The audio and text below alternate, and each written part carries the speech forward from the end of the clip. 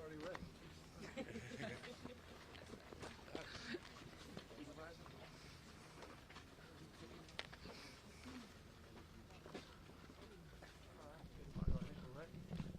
Okay, my name is Margot Stüber, and I'm a resident of beautiful Altadena, which sadly is in rubbles at the moment.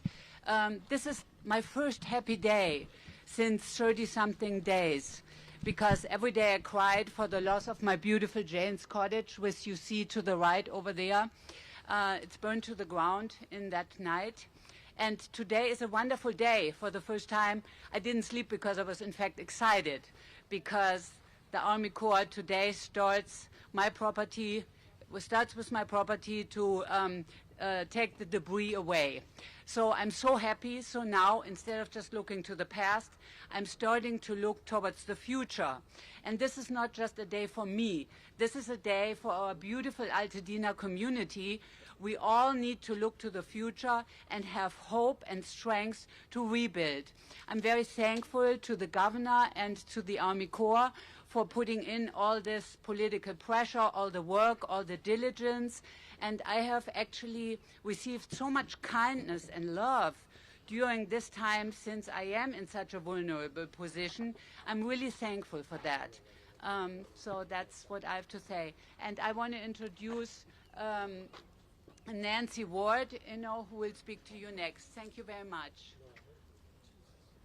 Good morning. I'm Nancy Ward. I'm the Director of the Governor's Office of Emergency Services. And I first want to thank the Governor and Supervisor Barger for their leadership in getting us here today in such quick stead. And I also want to thank the U.S. EPA for their work and speed that they have worked through to get us to be able to initiate Phase 2 with the Corps of Engineers.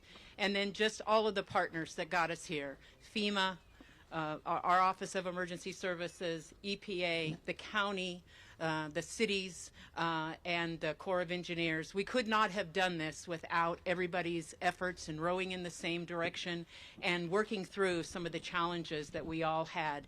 This is record time for this to start, only 35 days, 36 days. It's amazing that we are here today. So with that, I would like to introduce Bob Fenton, FEMA's Regional Administrator, FEMA Region 9. Good morning, and thank you all for being here today. This moment marks another important step as we move forward in the recovery process for communities across Los Angeles. The wildfires took so much, but today we take another step toward rebuilding not just homes and businesses, but hope itself. The removal of debris is more than just clearing away that was lost. It's about making property safe, restoring the land, and preparing for what comes next. The U.S. Army Corps of Engineers is leading the next phase of debris removal with an unwavering commitment of safety, speed, and efficiency. Our top priority is ensuring that the process moves as quickly as possible while keeping the community safe. We know that recovery is not just about clearing debris, it's about the people. It's about families finding their way back home. That's why FEMA remains fully committed to supporting survivors every step of the way. We are providing temporary housing solutions, financial assistance. We are working closely with the state, county, and local communities and our federal partners to ensure that no one is left behind. The overwhelming response from homeowners, over 7,300 rights of entry forms submitted, shows the strength and resilience of the community. But we need more. We want to get everyone enrolled in this program. Together we are turning tragedy into progress, and today's efforts are another step toward recovery. To everyone impacted in these fires, I want to let you know we see you, we stand with you, and we will not stop working until every survivor has the support they need to rebuild their lives. Thank you to all our partners, first responders, and dedicated teams making this progress possible. Can't wait to get to work here soon. With that, let me turn over to the guy that's going to be responsible for most of that, Major General Kelly from the U.S. Army Corps of Engineers. Major General Jason Kelly, I'm the Deputy Commanding General for Civil and Emergency Operations for the United States Army Corps of Engineers. I normally wake up and think about the movement of goods on our nation's inland marine transportation system, our coastal waterways, how we protect, restore, and manage our aquatic ecosystems. I think about how we sustain our water resources infrastructure. But for the last several weeks, I've thought about nothing but how we recover from the terrible wildfires that this community experienced. There's a healthy buzz in the air today as we get started, as work commences. I am but one part of a very important team, local, state, federal partners that have made this all possible. I stand before you as an ambassador for the 40,000 members of the United States Army Corps of Engineers. All of the experience, all of the talent, and we'll put it all towards the recovery of this community. I'm excited. I've been inspired by those that I've seen, the resilience that I've witnessed, the determination that I've seen. I'm excited to be a part of this incredible mission. I've been in the Army for over 30 years, and I'm confident that what we are doing here today, what we'll do over the coming weeks and months, will prove to be one of the most important things I've done in my career. Incredible partners behind me. I'll now pass to one of the most important partners, the local, Supervisor Barger. Thank you, man. Thank you, sir. Thank you. First of all, Margot, thank you for giving me hope. Many people ask me, how do you keep going? And this is why I keep going. Because of residents in Altadena who are ready to rebuild, and I met your neighbors who are ready to do the same. I want to thank you for really being an ambassador to show people the resilience and how strong Altadena is.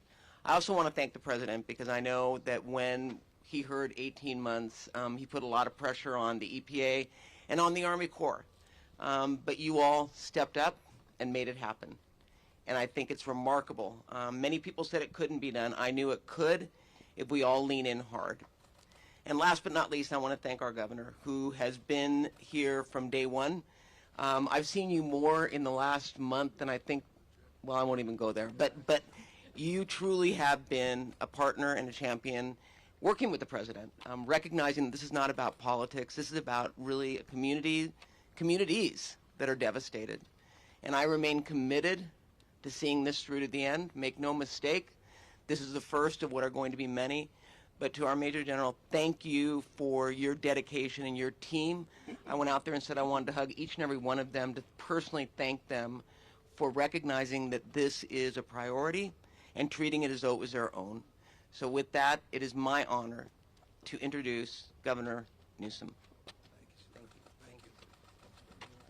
Thank you, Supervisor. I'll brag on you in a moment. Just want to thank everybody that's waiting for us to conclude this press conference to get ready to move into phase 2 of this debris removal. As you know, this process over the last 35 days has taken many different shapes. The first process, the most important process, was this DINS process, doing the disaster assessments, just the basic assessments. That was a process that we were committed to getting done in 15 days. They were able to actually achieve even an earlier result in terms of getting all the assessments done. We moved forward with the first phase of removal, which is hazardous waste, with the EPA in partnership with many state and local agencies. There was a stretch goal of about 60 days to get that process done. And as the supervisor said, working with Bob Fenton and others and FEMA, there was an assessment done that it's possible to achieve that within a 30-day footprint. And now there's 1,300 people on the ground that are committed and resolved to getting that done. 65% of that first phase will be complete by the end of the week. The hazardous phase will then move into the second phase, which is the phase that is officially currently beginning today here, not just in Altadena, but also in the Palisades. This process will include the Army Corps of Engineers with their subcontractors, or rather their main contractor, their prime contractor, ECC, and their subcontractors, many that are assembled right behind me. Margot just happened to be the first individual that was randomly picked, that had gone through a process which is incredibly important, a process we refer to as right of entry. It's a process that is the responsibility of all of the property owners by March 31st to fill out forms to allow us to begin to batch those right of entry applications and to begin the process of debris removal at the scale that is required to reach our next phase goal. More on that in a moment. We currently have, Bob estimates, around 7,500. I have 7,353 ROEs that were submitted at least last night. Only 315 have opted out of the Army Corps doing the work, meaning the vast majority of people have decided to get this done. It's done for free. Anyone that wishes to have the Army Corps do the work and their contractors can get the debris removed for free. They'll bill your insurance if you have it, but anything above that insurance is taken care of by the contracts that are put into place. I make this point to make an important point. Last night was the first night we saw only a few applications for the ROEs. We need to keep that momentum going. The last day is March 31st. And Margot's testament of the incredible imperative and importance and the potency of filling out those applications, working through some of the logistics of whether or not you want your foundation or not, and how you want this process to unfold, that we can get that done. And remarkably, and this is important, and I'm speaking a little out of school, Margot, but Margot's already working on her phase 3, which is the rebuild. All of this, again, stacking concurrently. Phase 1, concurrently stacking phase 2. Phase 2 now stacking with the work the supervisor's done to expedite permits, one-stop shop, the state overlaying their efforts to expedite any waivers as it relates to some of the state impacts. And so she's got her architect already out here. They're ready to submit the plans in the next number of weeks. They're going to stress test the one-stop permitting. She put us on notice on that. And in a matter of weeks, 6 weeks, 7 weeks, we hope folks are out there starting the construction phase. All of this is happening concurrently. It's not just 30 days and then we begin the next phase. It's not just that next phase and then after 6 months, 9 months, or a year, then we begin construction. All of this is happening concurrently. It's happening at the same time, and that's incredibly important that we reinforce that so people understand the opportunity here and the hopefulness that I hope people can feel from Margot's own statements, but the optimism many of the neighbors now feel that it is possible to rebuild, and rebuild better, rebuild more strategically, rebuild with redundancies as it relates to life safety in mind, the infrastructure, the utilities, all of those investments, the life safety, but the materials, the kind of architecture that needs to be done here to make sure these are climate resilient structures and that we don't have a tragedy like this unfold again. 35 days from the initiation of the fire, but not 35 days since the fires were contained, just weeks after the fires were contained. This is unprecedented in California history. Let me give you a specific example. This is twice as fast as the Woolsey fire debris removal, the fire in 2018. Faster still even compared to Paradise. And that is a long way of saying what Supervisor Barger was saying. Thank you, Supervisor, for cleaning out all of the bureaucratic thickets to help make that possible. I want to thank all of our state partners. I want to thank the EPA and their representatives for doing an extraordinary job to date. Still 65% at the end of the week. We got to finish the job. To Bob Fenton, there's just no one better, period, full stop. And FEMA's just, you know, there's a Hall of Fame for FEMA, and Bob is going to be the first vote into that Hall of Fame. We are blessed. And to Lee Zeldin, the EPA, and to, as Catherine said, she's absolutely right, the President. I spent an extended period of time with President Trump last week in detail walking through this process, walking through phase 1 and walking through phase 2. And that goes to you, General Kelly. Thank you for being out here. Thank you for being here yourself. The Colonel's been doing a great job, but the fact that we have a Major General on the ground that's tasked to do this is critical and essential to actually achieving the goal and results that are required. Yes, there's a lot of logistics. Yes, this will be a 24/7 operation. Yes, Caltrans and the CHP are working on logistics. But yes, we also have the DOD coming in to help us with logistics. Yes, we're looking at new strategies to address the issue around congestion. For example, on the PCH, concerns around how you get these trucks in and out in a 24-hour operation. So we're looking at dedicated lanes. We're looking at strategies to stress test these landfills. And I mean by stress testing, that's about ingress and egress into landfills. It's not just the availability, which we have for this debris to go into the landfill, but it's the ability to get the scales, the weights done, and to make sure you've got the ramps so that we keep these operations flowing consistently. So all of that is happening concurrently. All that's happening with unprecedented support from the federal government, the state government, and local municipalities as well. I know this is hard. I know we're well aware of the friction around staging areas. These are temporary issues. I'm deeply mindful. If you can see those compost socks everywhere that have been put out, and the hundreds and hundreds and hundreds of people that have been working to move from fire protection now to flood protection, that are very mindful of watershed needs as it relates to the atmospheric rivers that are coming in, particularly Thursday at peak here into Southern California, all the way down to Santa Barbara, San Luis Obispo, not just LA and Ventura. The imperative of keeping our Conservation Corps and the National Guard working on those operations, and that's a big part of another reason why Nancy is down here, and my next meeting is going to be around watershed and flood protection and debris flows and traffic management related to some of the water and the flooding that we are going to anticipate on these burn scars, not just here, but throughout the region and in Northern California. And finally, I will be signing another executive order.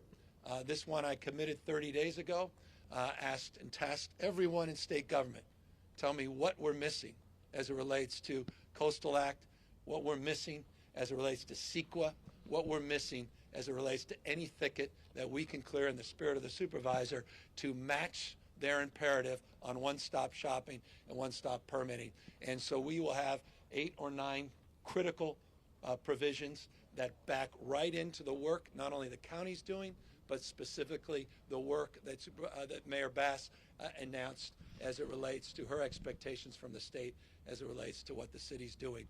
I'll remind everyone we have a brand new dashboard that's up around mobile air monitoring, issues around the 4 remaining water systems which have do not drink requirements. We have information around the schools. Pali High, by the way, you're going to see that debris start getting removed on Saturday. They'll be down there moving heaven and earth to get that done. All that information is populated in real time at our ca.gov/LA Fires website, ca.gov/LA Wildfires. And I'll remind you on that site, it could direct you, first time in California history, we took these DRCs and we made them virtual.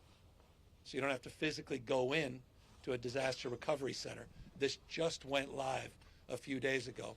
You can go to that URL, that site rather, and download any information or upload any creative thinking and have a two-way conversation, not only as it relates to those that are virtually engaging you, chatbots, but also people that are resourcing and supporting that site as well. Forgive the long-windedness, but we want to shorten not only the speeches, but the time to delivery on this project. And so that's my final compliment. We just said hello to all the folks that were out there, and they said keep it short because we got work to do. And I just want to thank all of them in advance for meeting the high expectations and being willing to accept those expectations as it relates to results. So we do this quickly and safely so people get back into a community that's more healthy and resilient than the community that was devastated just 35 days ago. With that, we're all here to answer any questions. Governor, does rain complicate the removal process? This is what they do. Last week, obviously, the rain was a little bit less impactful. We're expecting more precipitation as it relates to this effort, but they've been out there, and Nancy could talk more specifically about all the Conservation Corps hand crews and all the work that we're doing deep with our own state water agencies, working with local agencies, debris as it relates to ocean concerns with the county as well. Issues obviously on pre-positioning. We have hundreds and hundreds of people pre-positioned, rescue teams as well, all across the state. But it reminds us the imperative of needing to remove these sites. I know there's some people that want to delay and figure out staging. These are the sites that need to be cleaned up and quickly to address any environmental concerns. And so these sites are protected with what we refer to as those compost sleeves. You'll see those green sleeves or those taupe sleeves all around. That's among many mitigation strategies. And Nancy, maybe you want to add a few others, but this is top of mind. Yes, so right after the fires, we pre-positioned some watershed management teams to come in and make assessments about the risk areas in both of these burn scar areas and how best to mitigate some of the flow of debris and mud that we could stop. Some of it we're not going to be able to stop, but we assessed those areas and put crews in both fire areas to mitigate those with not only just what you see on the streets here, but on the hillsides and those areas that are most vulnerable to the kind of flow that we may see. We were lucky, as the governor said, in the last two, that we didn't get as much rain as we expected. We expect a bit more this time, and so we are having those crews stand by as opposed to demobilizing them, and so that they will be able to pivot and work on any areas that we see that become risk areas over and above of what we've already identified. Major General, this is not going to slow down your work, right? No, sir. And I mentioned my other duties. The Los Angeles district is very active in this space as well. So there are things that we are doing to make sure that we're in overwatch, making sure that the work that we have to do, thinking about the staging areas, but we are active and getting after it and anticipate no impacts. Governor. Governor. You know, they talked about rebuilding plans coming in already.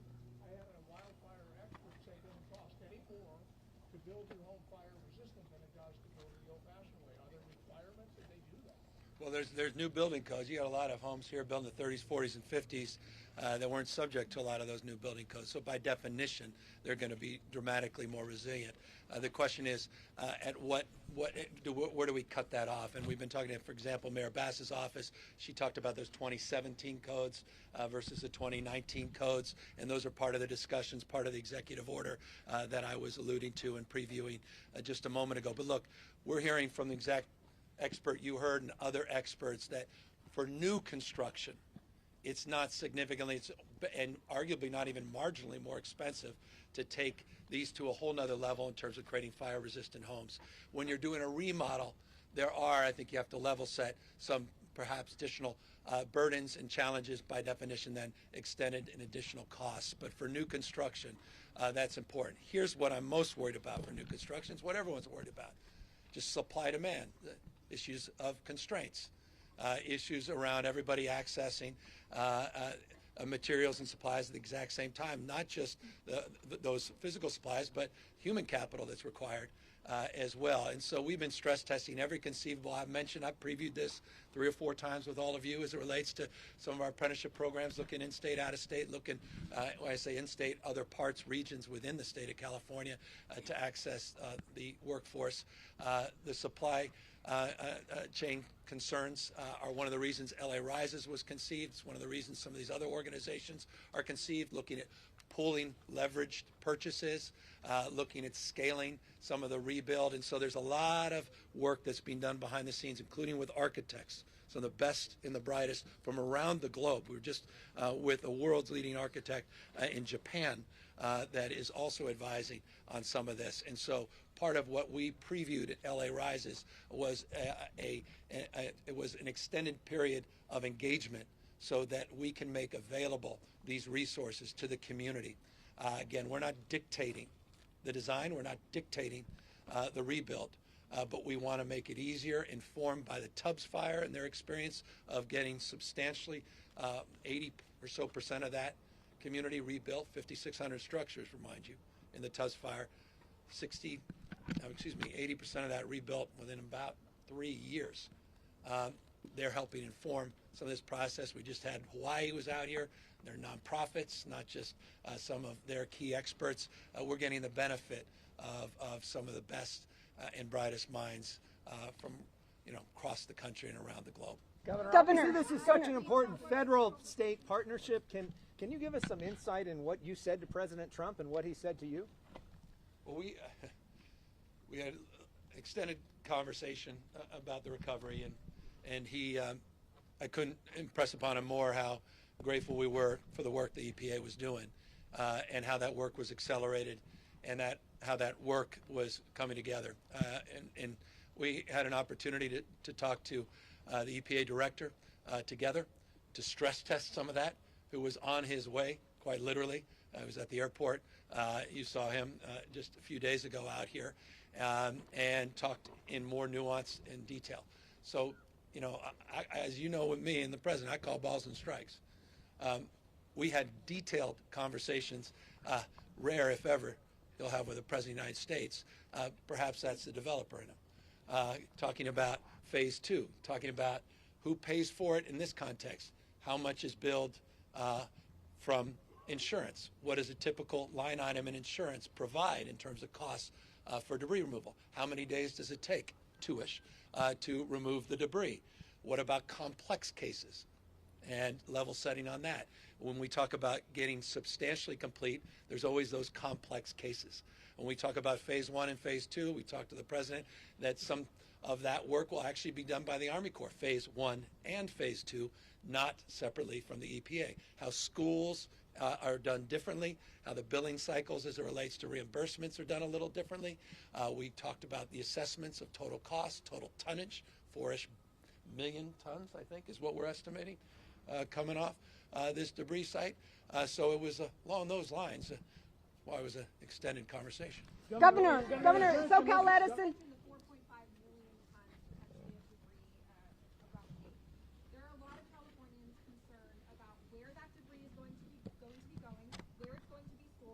Palisades fire, folks really concerned about Will Rogers Park, Will Rogers State Beach. People here concerned about the Altadena Golf Course.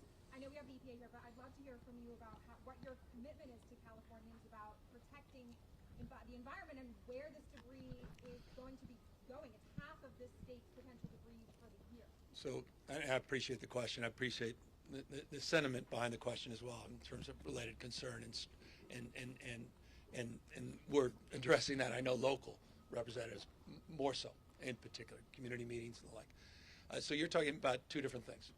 You've got staging areas, and you referenced some of the staging area sites. That's for short-term staging for phase 1 hazardous waste removal. That process, as I said, will be substantially done by the end of the month, but they'll still utilize some of the staging areas for as much as 60 in an extended period. Bob, you can tell me if I'm wrong, any of you, maybe 90 days. Those sites are completely cleaned up. They're being monitored. They're being assessed. And we're going to hold everyone to a level of accountability as it relates to those sites coming back cleaner than when they found them. That's just temporary staging. Now, as it relates to the larger debris removal, that 4+ million tons of debris, a lot of that is recycled. You have some concrete that can be recycled, some that cannot. You got wood chips that can be recycled. You have steel that can be recycled. So that reduces the total tonnage and waste. We have identified all the facilities. The Corps, Major General, has identified all of the landfill sites, and there's availability in those sites.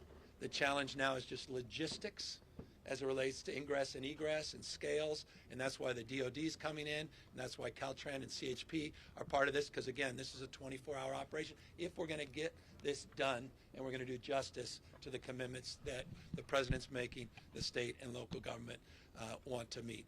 And as it relates to that issue, they're met to the highest levels and standards, and let me reinforce that.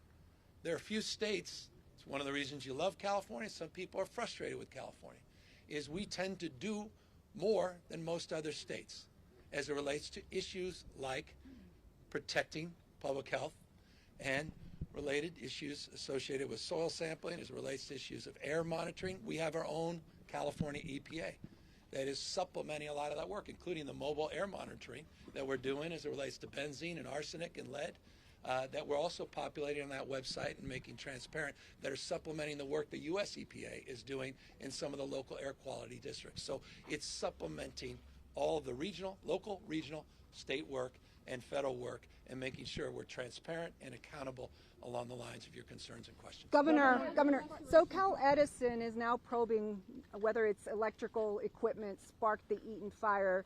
As we know, their equipment did spark the Woolsey fire, the Thomas fire. PG&E was blamed for the one in Camp Fire, and ultimately in the settlements, ratepayers bore the cost. If SoCal Edison is found to have started the Eaton fire, will ratepayers have to pay the cost again? And what is being done to make sure that electrical equipment does not spark future fires?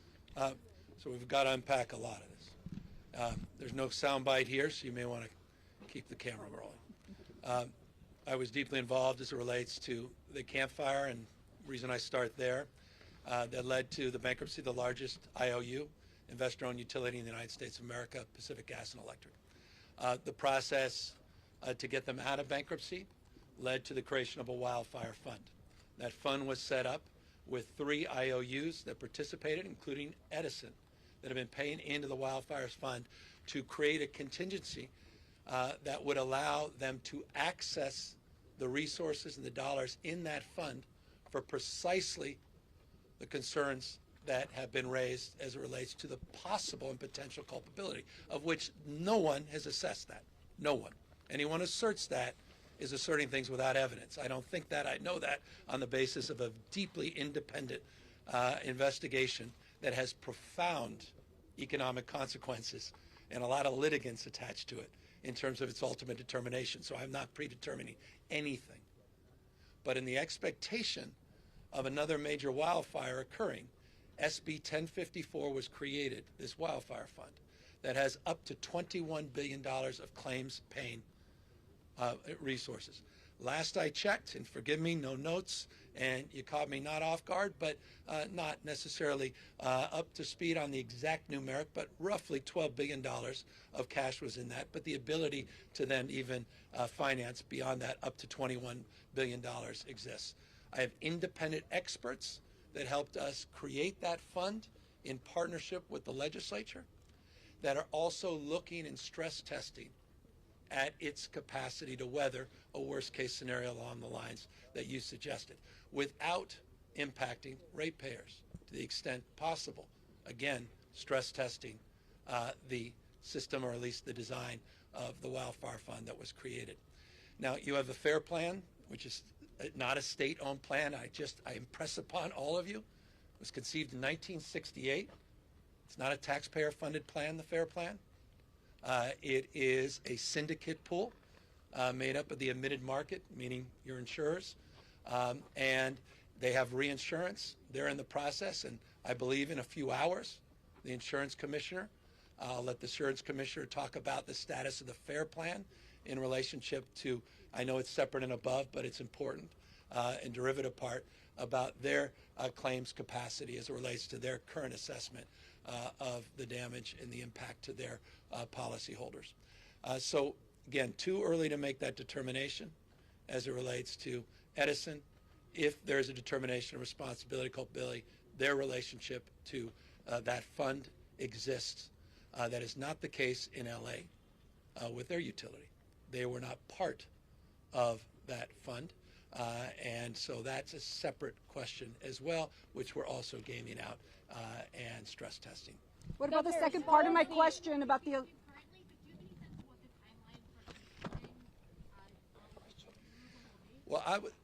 there was nothing. I had 5 conversations, and they said, we don't want to talk about that, Governor. We just don't want you to throw out a date.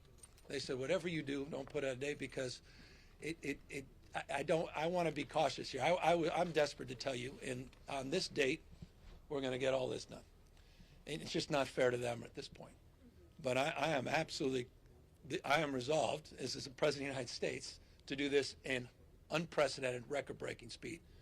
And we've achieved that through the first few phases.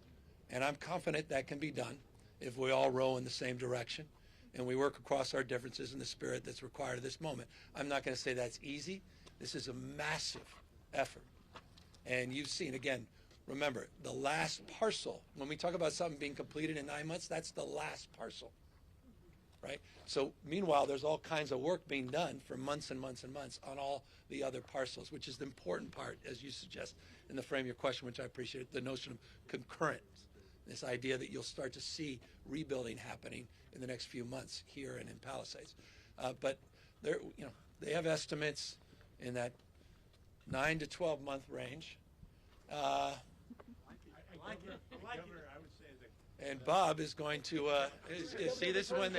Hold on. I think if you want to help us go fast, we need the rights of entry in.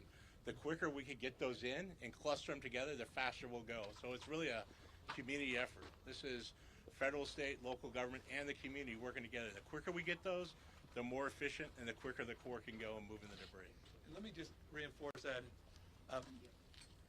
As I said, and I may have mentioned it, may have gone lost just in the beginning of my comments, we saw a remarkable number of people within the first days and weeks get these rights of entries, these ROEs, back to the county. Again, this all goes to the county, and then goes through this process, opt-in, opt-out, and then that process now is around batching those together. We've got about 114 right now that we are operationalizing today.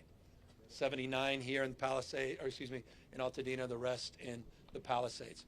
But they're not batched yet. And so the idea is to batch them, to coordinate these, so we're using scales of economy, and we can deal with the logistics issues in a much more strategic way.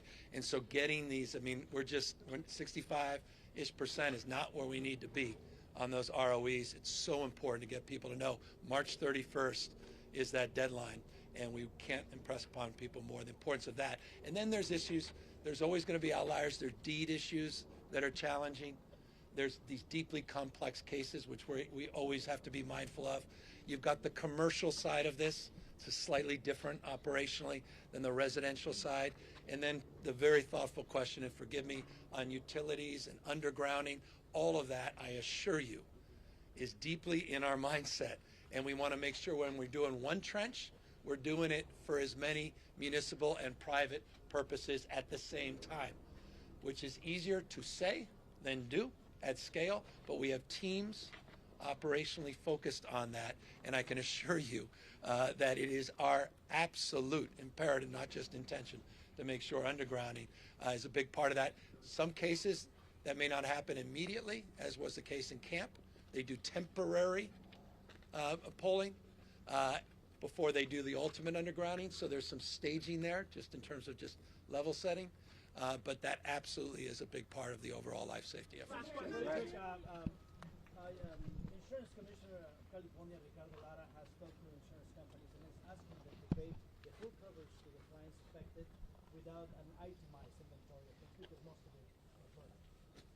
However, some of our viewers have expressed some interest or some concerns because FEMA help is not coming fast enough.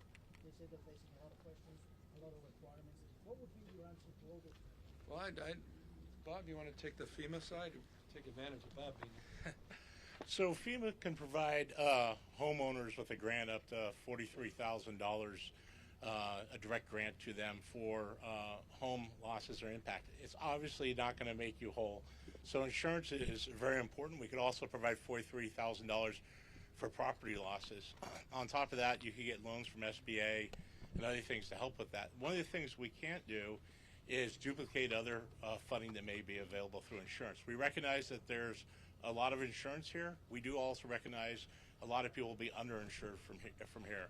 The good news is in the last year, through legislative activities, we can now help people that are underinsured, whereas before we were not able to. So the quicker that people could get us their insurance information in and let us know what's covered, what's not covered, the quicker we can make decisions on the rest, on those two grants for $43,000, $600 I think it is, on both of those.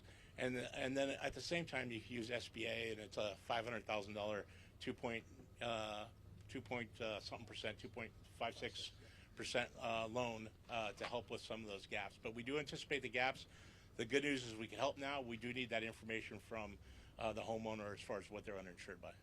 In the state, if you're eligible for $43,600 under FEMA, the state provides an additional $10,000 to individuals. Should residents be concerned about toxic runoff this weekend?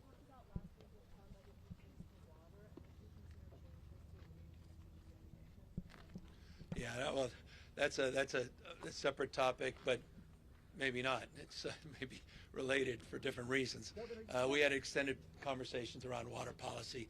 We'll see where how they play out. There was an executive order the president signed that had a 15-day timeline. I think over the weekend that timeline expired, and so I imagine they'll be presenting their new approach, their new strategy in very short order. We'll react to what actually occurs, not what's hypothetical, but we did have an extended conversation. You talked about the demand on materials in the rebuild, the supply chain issues. Are you at all concerned about a 25% tariff on major imports of steel and how that would complicate the lives of these folks trying to recover? Obviously, we're gaming all those impacts out. And look, these tariffs are nothing more than taxes paid by consumers, paid by taxpayers. So by definition, they would impact some of these efforts. So I hope those things are considered. And look, these things are well within the consciousness of the administration. I think they understand that, and they understand, again, with a president who deeply understands the issues of material and related development and redevelopment costs. So we'll see, again, all these things play out. Fire and fury signifying something, nothing, situational, negotiating strategies. These things, we'll just see how they play out, and we'll react to actually what happens, not what is asserted, and so clearly that is on our mind, but more broadly, even beyond just that proposal itself or the implications of that proposal. I'm more worried the totality of the laws of supply and demand. Thank you guys very, very much. What's the latest with the investigation and how the fire was involved? Get that.